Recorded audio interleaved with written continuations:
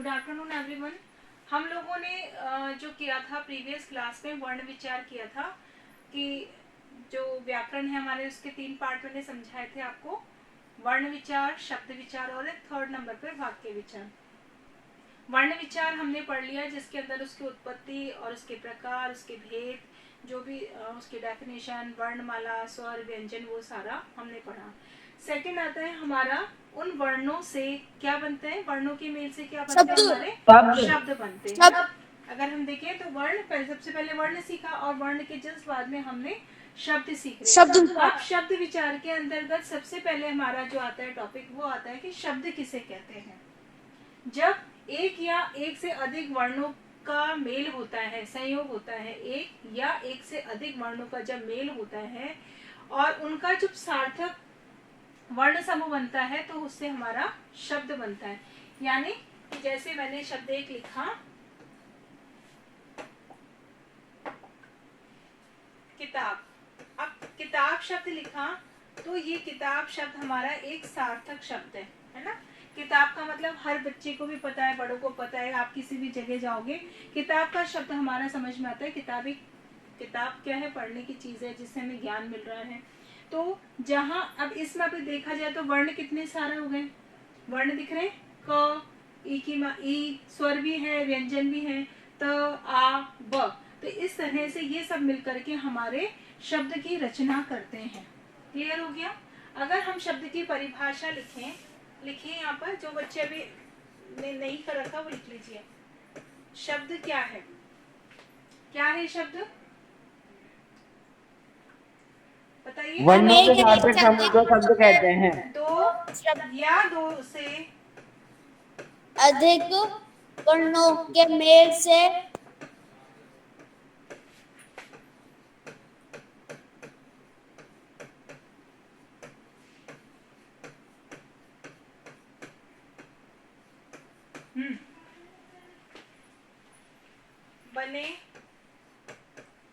बने उन्हें शब्द कहते हैं। सार्थक वर्ण समूह को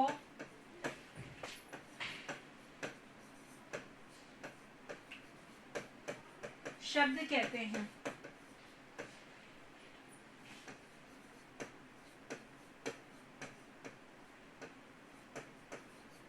क्लियर हो गया।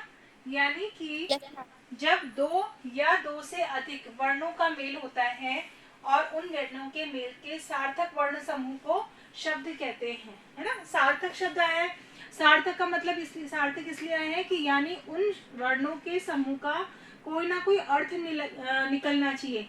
अब मैंने लिख दिया किताब की जगह ताब की, तो ताब की शब्द जो लिखा उसका कोई अर्थ निकल के आ रहा है क्या हमारे सामने?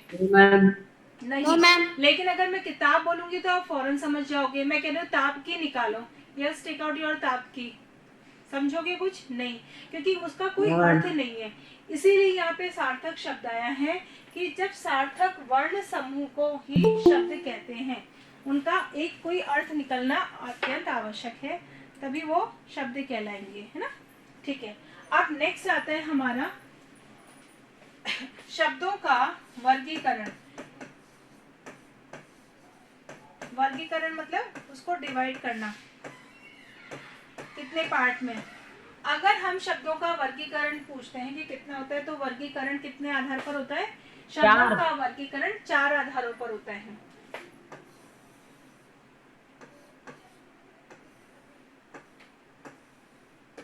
देखो, सबसे पहले किसी चीज की क्या होती है, क्या होती है सबसे पहले? उत्पत्ति।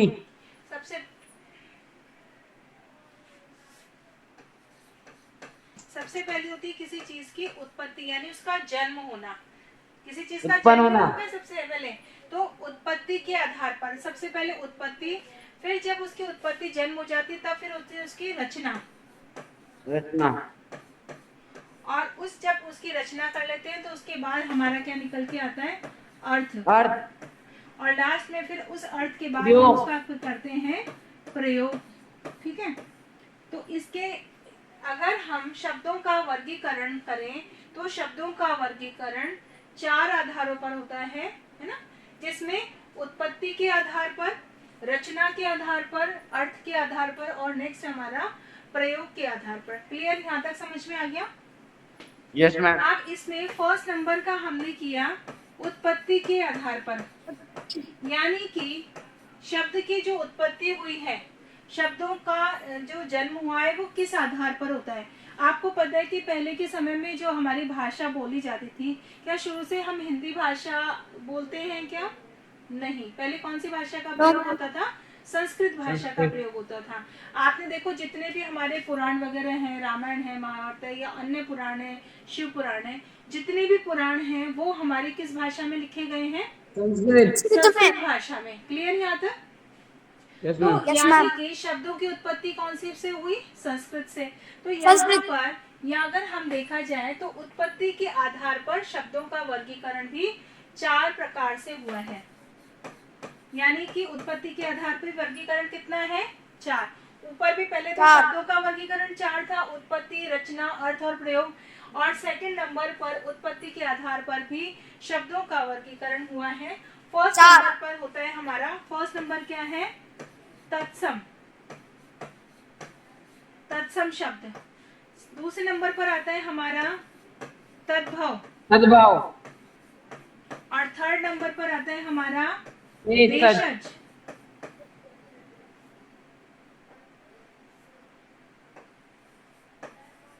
देशज, और फोर्थ नंबर पर हमारा आता है विदेशज। ये हमारे शब्द हैं, विदेशज शब्द। ठीक है, क्लियर हो गया यहाँ तक? यहाँ पे भी 4 वर्गीकरण है और यहाँ पर भी 4 वर्गीकरण। इसमें तत्सम, तद्भव, देशज और विदेशज। यहाँ तक समझ में आ गया आपको? यस या मैम। कुछ पूछना है? No ma'am. सबसे पहले तो शब्द पढ़ा, शब्द की परिभाषा पढ़ी, फिर शब्दों का वर्गीकरण 4 आधारों पर किया। इसमें हमने सबसे पहले उत्पत्ति के आधार में पढ़ा और उत्पत्ति के आधार को भी 4 पार्ट में डिवाइड कर दिए। अब नेक्स्ट आता है हमारा रचना। नहीं बेटा, रचना बाद में आएगा। वो मैम रचना नहीं आएगा, पहला इसका आपको डिटेल समझनी पड़ेगी ना। अब हमारा फर्स्ट नंबर का जो वर्ड था तत्सम। तत्सम। अब हमें ये, अब आपका एक टॉपिक आता है तत्सम शब्द और तद्भव शब्द छाट कर लिखिए। कई बार बुक में आता है ना, बुक के पीछे आपके जो मैं ग्रामर का ये रीडर बुक करवाती हूँ उसमें क्वेश्चन आता है तत्सम और तद्भव शब्द छाट कर लिखिए। अब सबसे पहले हमारा ये प्रश्न हुआ इसमें कि तत्सम शब्द कहते किसे? किन शब्दों को हम तत्सम शब्द कहेंगे? मैम वह शब्द संस्कृत भाषा से बिना रूप बदले हिंदी भाषा में आते हैं, उन्हें संस्कृत शब्द। मैंने आपको भी बताया था कि हमारी जो भाषा है, पुरानी भाषा, प्राचीन भाषा कौन सी रही है? संस्कृत भाषा। ठीक है, तो जो संस्कृत भाषा के शब्द थे वो हमारी हिंदी भाषा में प्रयोग हो रहे हैं और एज इट इज प्रयोग हो रहे हैं, उनमें कोई परिवर्तन नहीं किया गया है। संस्कृत के शब्द ही जब हिंदी भाषा में प्रयोग होने लग जाते हैं तो वे शब्द हमारे तत्सम शब्द कहलाते हैं। क्लियर हो गया? Yes ma'am. लिखवा रखा आपको? लिखवाऊंगा? No ma'am. है ना? ओके। अब देखिए, जैसे कि हमने कपोत शब्द है, कपोत शब्द का मतलब क्या होता है? कबूतर। लेकिन कई बार आप तो देखा होगा कि जब हम हिंदी पढ़ते तो उस हिंदी शब्द में, हिंदी भाषा में भी, कहानियों में भी हम कपोत शब्द पढ़ लेते हैं। तो वो कपोत शब्द हमारा कहाँ से आया? संस्कृत भाषा से, और संस्कृत भाषा से एज इट इज हमारे हिंदी में प्रयोग होने लग गया, तो इसीलिए इसे हम तत्सम शब्द कहेंगे। क्लियर हो गया? नेक्स्ट जैसे एक एग्जाम्पल है दिवस। अब दिवस शब्द है, जैसे आपने अभी स्वतंत्रता दिवस गया है, तो स्वतंत्रता दिवस शब्द जो है, दिवस शब्द हमारा किस में आता है? संस्कृत में पढ़ते हो ना दिवस। Yes ma'am. तो वो संस्कृत का शब्द हमारा हिंदी भाषा में प्रयोग होने लग गया। अब हम स्वतंत्रता दिवस बोल रहे हैं, संस्कृत थोड़ी बोल रहे हैं, तो लेकिन हमारी हिंदी भाषा में वो इतना फैमिलियर हो जाता है, मिल चुका, इतना ज्यादा प्रयोग में आने लगा कि हमें ये लगता ही नहीं कि वो संस्कृत का शब्द है, उसे हम हिंदी भाषा, हिंदी शब्द समझ के ही प्रयोग में ले रहे हैं, तो वो शब्द हमारा हो जाता है तत्सम शब्द। क्लियर हो गया यहाँ तक? Yes ma'am. सेकंड नंबर पर हमारा आता है तद्भव शब्द।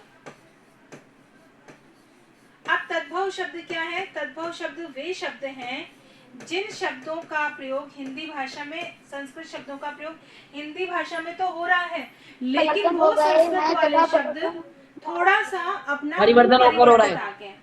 ये तो हमारे मूल रूप में है, ये तो हमारा किसका है, मूल रूप में है, और इसमें संस्कृत के शब्दों का प्रयोग तो हो रहा है, लेकिन उसमें थोड़ा सा क्या आ गया है, परिवर्तन। जिसमें परिवर्तन आ गया वो हमारा तद्भव शब्द हो गया। जो एज इट इज संस्कृत के शब्द हिंदी भाषा में प्रयोग आ रहे वो हमारे हो गए तत्सम शब्द। दोनों में डिफरेंस पता चल गया? Yes ma'am. Yes ma'am. ठीक है। अब मैम एक बार वापस बता दो। किसको बताना है वापस? मैम मेरे को। एंजल को। एंजल कहाँ थे, यूट्यूब पे थे क्या? नहीं मैम, मेरे को समझ में नहीं आया, इसमें कंफ्यूजन है अभी भी। अच्छा बताओ, अब आपका कंफ्यूजन आप ही दूर करोगे। कौन सा शब्द है? मैम तत्सम। तत्सम।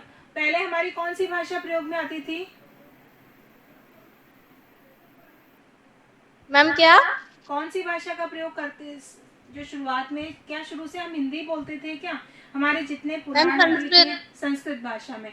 तो देखो जो शब्द हमारे संस्कृत भाषा के एज इट इज हिंदी भाषा में प्रयोग किए जाने लगे हैं उनमें कोई परिवर्तन नहीं है उस मूल रूप में। जैसे कपोट शब्द का एग्जाम्पल दिया था, दिवस शब्द का एग्जाम्पल दिया था, ये शब्द हमारे संस्कृत भाषा के हैं लेकिन हिंदी भाषा में प्रयोग होते हैं, तो उन्हें हम तत्सम शब्द कहते हैं।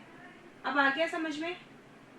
Yes ma'am. तद्भव शब्द वो शब्द होते हैं जो हमारे संस्कृत के शब्द तो हैं लेकिन वो हिंदी भाषा में आने पर उनमें थोड़ा सा रूप में परिवर्तन हो गया, जिसमें परिवर्तन होकर के हमारी हिंदी भाषा में आ गए, वो शब्द हमारे तद्भव शब्द कहलाते हैं। अब आ गया? Yes ma'am. ठीक है। अब थर्ड नंबर पर हमारा आता है देशज शब्द। देखिए हमारे भारत के अंतर्गत बहुत सारे धर्म के, जाति के लोग रहते हैं, ये तो आपको पता है Yes, ma'am. यहाँ पर हमारे भारत में हिंदू भी हैं, मुसलमान भी है, सिख भी है, ईसाई भी हैं, है ना, मराठी भी आके रहने लगे, बंगाली भी आकर के रहने लगे। तो वो लोग आ तो गए लेकिन उन्होंने जो हमारी जो विभिन्न भाषाओं की जो बोलियां हैं उन बोलियों का हिंदी भाषा में प्रयुक्त करने लग गए। जो बोलियां हैं, विभिन्न भाषाओं की जो बोलियां हैं उनको जब हिंदी भाषा में प्रयुक्त करने लग गए और उनका जब प्रयोग हिंदी भाषा में होने लगा तो वो देशज शब्द कहलाने लगे। मतलब देश में, अपने देश में उनका प्रयोग होने लगा तो वो हमारा कहलाता है देशज शब्द। अब देशज शब्द में देखो एक मिनट, देशज शब्द का उदाहरण मैं देती हूँ इसमें।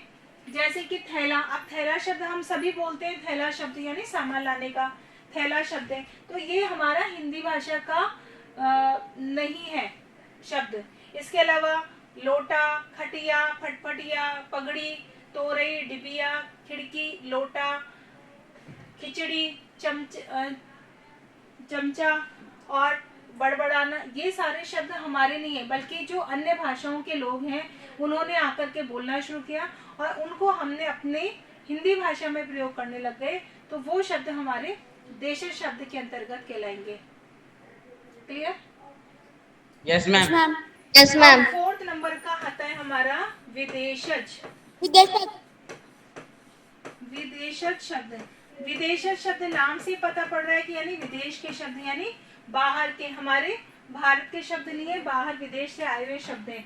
अब विदेश में कौन कौन से आ गए? जैसे हमारे अंग्रेजी के शब्द आ गए, फारसी शब्द आ गए, उर्दू शब्द आ गए, पुर्तगाल, इन जगह से जो शब्द आए वो हमारे विदेशी शब्द के अंतर्गत है। यानी वो शब्द तो वहाँ के लेकिन हमारी हिंदी भाषा में प्रयुक्त किए जाने लगे हैं। देखिए इसमें जैसे अंग्रेजी में आइसक्रीम शब्द बोलते हैं, आइसक्रीम हर व्यक्ति बोलता है आइसक्रीम शब्द, यस मैम। जानते ना, लेकिन ये आइसक्रीम शब्द हमारा क्या है? हिंदी भाषा का शब्द नहीं है बल्कि कौन सा शब्द है? अंग्रेजी भाषा का शब्द है। क्लियर है? हम बोलते हैं बस 1 मिनट में मैं आ रहा हूँ, बोलते हैं ना बोलचाल की भाषा में 1 मिनट शब्द हो गया, तो ये जो 1 मिनट शब्द है वो मिनट शब्द हमारा अंग्रेजी भाषा का है। जबकि अगर इसका हिंदी शब्द देखा है तो क्षण होता है, मैं 1 क्षण में आ रहा हूँ। अब कभी हम बोलते हैं कि 1 क्षण में आ रहा हूँ? नहीं, बल्कि हम बोलते हैं बस 1 मिनट में आ रहा हूँ। तो ये इस तरह से ये शब्द हमारे जो है अंग्रेजी के शब्द हैं और हमारी हिंदी भाषा में प्रयुक्त किए जाने लग गए, इसलिए इसे हम विदेशी शब्द कहते हैं। इसके अंतर्गत हमारे फारसी, तुर्की, पुर्तगाली ये सारे शब्द भी जो है हमारे विदेशी शब्द के अंतर्गत आते हैं।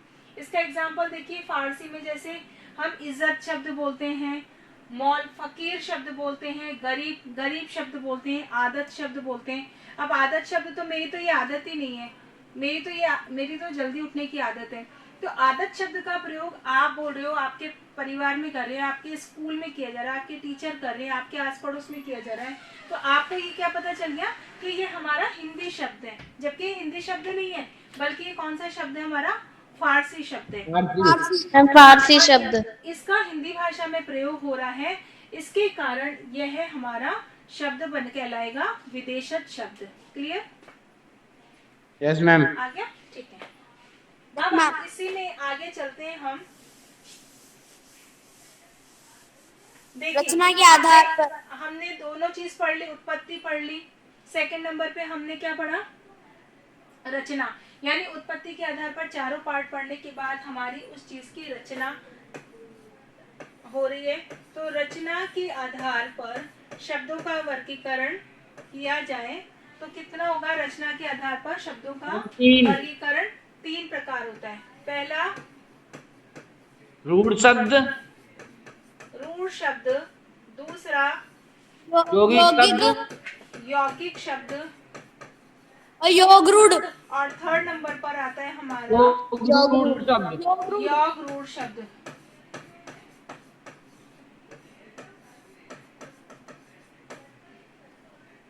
रचना के आधार पर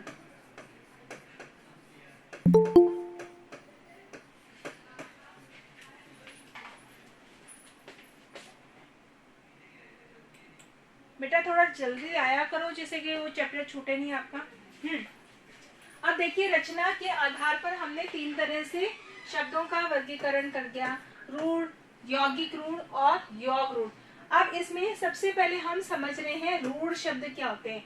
रूढ़ शब्द वे शब्द होते हैं जिनका किसी भी सामान्य या प्रचलित अर्थ के लिए प्रयोग किया जाता है।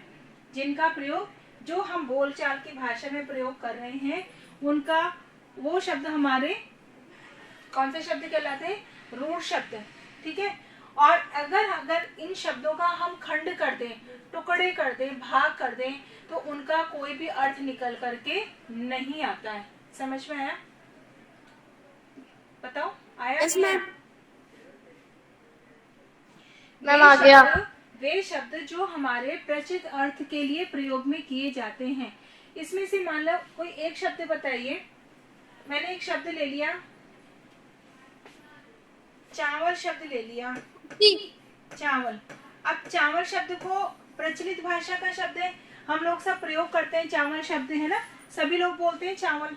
पहचानते हो चावल? चावल एक खाने की चीज है, चावल धान है ना, इसको खाया जाता है, सफेद रंग का होता है, इसको कई तरह से बनाया जाता है। ये सारी बात आपको पता है चावल की। लेकिन चावल शब्द रूढ़ शब्द हो गया।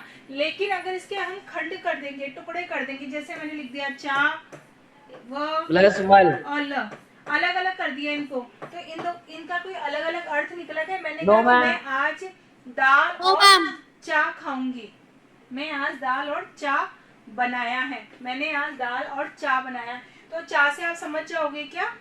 No ma'am. नहीं। अगर मैम चार से तो और चीज हो सकती है। हाँ, तो इनके और खंड नहीं किए जा सकते। जो प्रचलित शब्द होते हैं उनके और खंड नहीं किए जा सकते, वो हमारा रूढ़ शब्द में आते हैं। कोई भी शब्द जो होगा वो रूढ़ शब्द कहलाएगा। समझ में आ गया?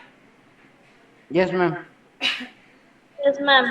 सेकंड नंबर पर आता है हमारा यौगिक शब्द। अब यौगिक शब्द क्या होता है? किसे कहेंगे हम यौगिक शब्द? बताइए। मैम वे शब्द 2 या 2 से अधिक शब्दों के योग से बनते हैं। हाँ, देखिए, और जिनके सार्थक खंड भी किए जा सकते हैं। बिल्कुल ठीक। देखिए, अब यौगिक शब्द वो होते हैं जिनके हम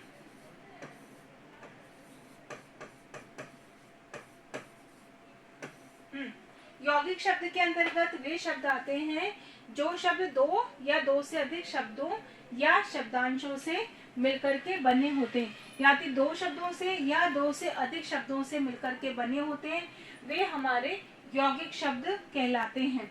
और अगर इनके खंड कर दिए जाए, शब्दांशों के खंड कर दिए जाए, तो उन खंडों का भी कोई ना कोई अर्थ निकल करके अवश्य आता है।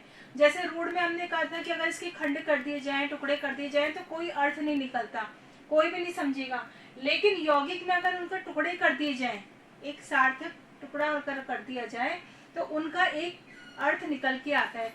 इसमें अंतर्गत आप जैसे धर्मशाला, धर्मशाला, धर्मशाला का अर्थ निकल रहा है। अगर मैंने इसमें से धर्म मैम अलग कर धर्म दिया प्लस शाला है ना, और धर्म शाला प्लस अलग शाला। कर दी, तो दोनों का अर्थ अलग आ रहा है नहीं आ रहा है? मैंने लिखा हाँ, आ रहा है। मैम आ रहा मैंने लिखा Yes, ma'am. विद्यालय, विद्या अगर प्लस विद्यालय आलय, को लगेगा तो भी हमारा अर्थ निकल के आ जाए। विद्यालय। मैंने लिखा पाठशाला, पाठ प्लस शाला, आठ प्लस शाला यानी कि इनको अलग अलग हम कर देंगे तो हमारा ये बन जाएगा यौगिक रूढ़। लेकिन यहाँ पे मैंने पाठ शब्द लिखा और उसको पा और ठ अलग अलग कर दिया, तो ये हमारा कौन सा हो गया? रूढ़ शब्द। रूढ़ शब्द। रूढ़ क्लियर हो गया यहाँ तक? यानी कि Yes, अगर ma'am. जिसके Yes, अर्थ अलग अलग करने पर अर्थ नहीं निकलता तो वो हमारा रूढ़ शब्द है, और जिनका हमने अलग अलग करने पर भी अर्थ निकल रहा है, खंड करने पर भी अर्थ निकल रहा है, वो हमारा हो जाता है यौगिक शब्द। यौगिक। अब थर्ड नंबर पर हमारा जो आता है वो आता है योग थर्ड रूढ़। नंबर पर योग रूढ़ शब्द। योग रूढ़ शब्द। अब इसके अंदर क्या होता है, परिभाषा क्या होगी इसकी? दो या दो से अधिक शब्दों या शब्दांशों से मिलकर बनने वाले शब्द योग रूढ़ शब्द कहलाते हैं।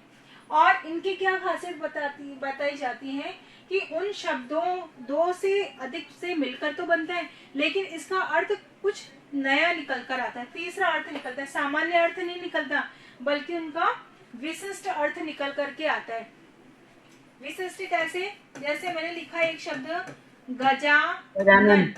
अब गजानन का मतलब गज प्लस आनन, यानी जिसका मुख गज के समान हो। गज कौन होता है? हाथी के समान, यानी जिसका मुख हाथी के समान हो, वो कौन है? गणेश जी। गणेश। तो ये गणेश जो जी। अर्थ तीसरा अर्थ निकल कर आया ना, विशिष्ट अर्थ निकल कर आया, जिन शब्दों का विशिष्ट अर्थ निकल करके आता है वो शब्द हमारे योग रूढ़ शब्द के अंतर्गत आते हैं। क्लियर? Yes ma'am. कुछ मैम है ना, जैसे दशानन, दशानन शब्द है, नीलकंठ। 10 प्लस आनंद, यानी जिसके 10 मुख होते हैं। तो 10 मुख किसके? रावण। रावण के। रावण। यानी एक रावण। विशिष्ट अर्थ निकल करके आ रहा है, वो हमारा हो गया योग रूढ़ शब्द। क्लियर हो गया यहाँ तक? Yes yes ma'am. मैम चलिए ठीक है, टाइम का देख लेना। मैम हो गया टाइम। मैम हो गया। चलिए ठीक है, नया जो अर्थ के आधार पे वो हम कल करेंगे। Okay okay ma'am. मैम कल प्रयोग के आधार पर अर्थ के आधार पर करेंगे ना?